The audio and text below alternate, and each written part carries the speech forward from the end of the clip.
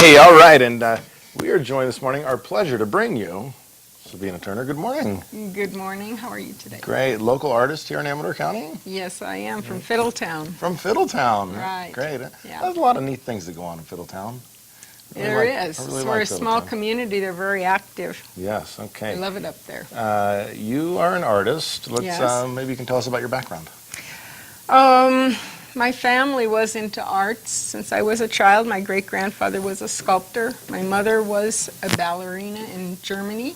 And my father was in charge of the sets for Star Trek.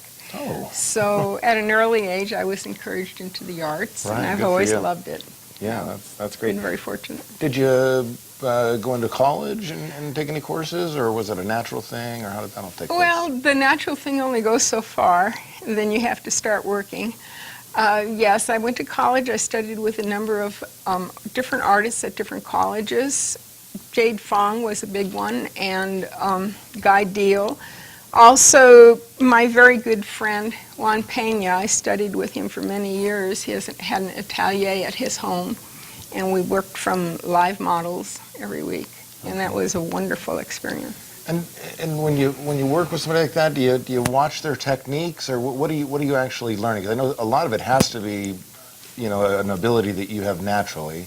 But when you watch different artists, do you see different techniques, or what do you grasp or take in from them? Yes, you can naturally have the tendency to do something, the ability to do it, but you still have to learn the ropes. You still have to learn the mediums and the materials and how they act and composition. And there's a lot to it. It takes 40 to 60 hours for me to do a full sheet watercolor. They're not something you just slap out if they're going to be any good. Wow. You sent in a couple digital images. Maybe we can get Sarah to bring those up. One of them titled With Hands of Love. Yeah. And it was just came back from Vermont. Is that? No, this one is that they have up is Invocation. Okay. And that's my favorite Native American model. His name's Percy Warcloud Edwards. And he's going to be at my show on Saturday at the opening, dressed in the same regalia as the drawing that I have of him. Right. Maybe Sarah can bring that up one more time. I want to take a look at that again. Was this pencil drawing, or is this? Yes, this is charcoal and Prismacolor pencil. Okay. On a 50% rag paper. Very detailed, I must say. Yeah. That's how long did it take to do that piece? Oh, probably 2 to 3 weeks. Wow. Wow. Yeah. That's great. Okay, then you have Hands of Love you also sent in. We're going to bring that one up. And that was the one that just came back from Vermont. What are we looking at here? Yeah, this is a vest, an antique vest from Hungary that was loaned me from Terry and Chris O'Neill from Water Street Antiques. I saw it there, and they were gracious enough to let me borrow it for a very long time. Okay. And I painted that. It was in Oil Painters of America National Show in Vermont, and it just got back. And now I'm working on the back of the vest, painting that. So that's an actual painting that we just... That was a painting of the vest. Oh, look at that. I mean, if oil. you were to tell me that was the actual vest on a hanger, I would have believed you. Yeah. Thank you. Wow, just how you have the dimension and the shadowing and the highlights really makes that, does not look like that's on a flat medium. No, doing the Native American paintings, I started to realize how much I enjoyed looking at their handiwork and incorporating that into my art. And when I saw this, it was the same thing. While I was painting it, I was thinking of the grandmother making it for her grandson. It's from Hungary, and it's their cowboy outfit. And I thought, every stitch, how much love went into that, and the planning. It was just a real wonderful thing to paint and be part of that. So you put yourself like you're actually there as part of that era or that time, that scene, and that probably helps you bring it out? Correct, yes. Interesting. If people would like to see more of your work, you're going to be at Gallery 10. Yes, this Saturday. Okay. From 2 to 5. Okay. And my friend Percy, who, as I said earlier, will be there in regalia dressed the same. He's an impressive man. He's 6'6", and the nicest person. He and his wife will be there. Great. Gallery 10 is located on Eureka Street in Sutter Creek, It is. and looks like the reception's going to be from 2 to 5. From 2 to 5. It's right next to Susan's place. Right, so go grab a bite to eat, maybe a local glass of wine, and come check Yep. out some of the artwork. Yes. Kind of a good It's a little, nice gallery. yeah, nice plan there.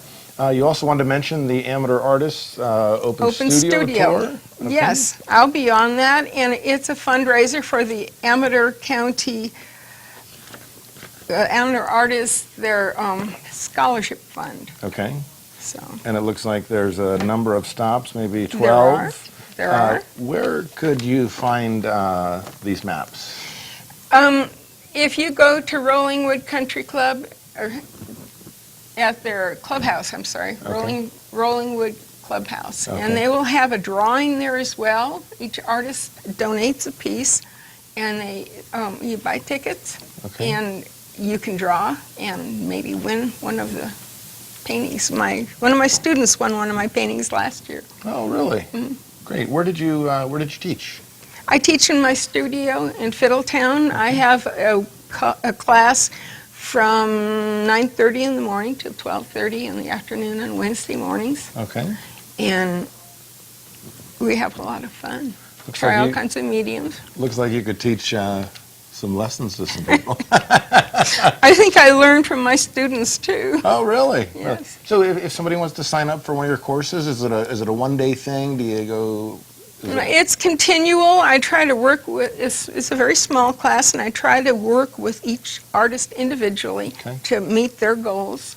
As an artist, I teach them the basics of whatever medium they want to work in, and we work on composition. Sometimes we go out and paint, sometimes we work from a live model. We have different focus. Great. Austin, maybe I can get you to swing over this camera because I'm going to bring up this, what do you do it right here? You want to go that way? Tell us what we have here. This is a small oil study of a Native American woman. I saw her at one of the powwows. It's done I believe on a linen panel. Okay. Yeah. And how long would it take to do a painting like this? Oh, I could do that probably. It's quite a bit of detail, but probably 3 or 4 hours maybe. Okay.